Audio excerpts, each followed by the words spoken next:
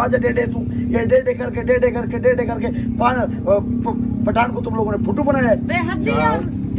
मेरी गाल सुन, हाँ ना तू मार गई ना असा मार गयो, असारा आपस दा रोला मुक वने, तेरा करदा तो क्लियर कर दे। क्या रोला है तुम्हारा, क्या रोला है बताओ। क्या रोला क्या यार? हाँ बताओ रोला बताओ, कुछ हम मसला हल करेगा। जब 3 साल थी गए सारी शादी को, हाँ बाल नहीं थींदे पे, जिथा वेंदो लोग मेणे मरे न, वो उन्हें कोई गाल कीते, ये उन्हें नाल झेड़ा लाते आ गई। अच्छा, ये नहीं कि तुम्हारा शादी को 3 साल हो गया, बच्चा नहीं हो रहा है? नहीं थींदा क्या नहीं थी ना प्या। अच्छा हाँ ये तो भन्ना है, ता तो लड़ते हम दिया से। तुम कुछ करता है ऐसे मारे के तू? क्या करेगा, मैं दर्जी का काम करेगा।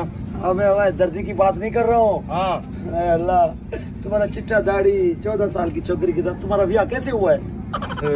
नसीब की गाल है। अच्छा हाँ मेरी बचपन से मंगेता रही। बोला तुम मेरी बात सुनो ना, हाँ। तुम कुछ करेगा तो बच्चा आएगा ना। यार करें दादा, हाँ यार सवेर को शाम तक मैं कपड़े सीधा हूँ ताकि घर हम